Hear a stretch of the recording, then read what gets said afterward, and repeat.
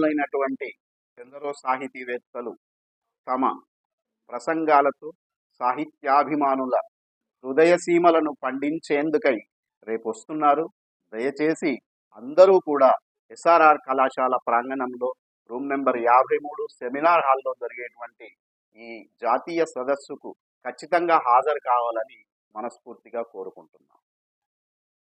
సాహితీ బంధువులందరికీ ఎస్ఆర్ఆర్ కళాశాల తెలుగు విభాగం పక్షాన 5-6 మార్చిలో జరగబోయేటువంటి జాతీయ సదస్సుకు ఆహ్వానం పలుకుతూ ఒక సీసపద్యం.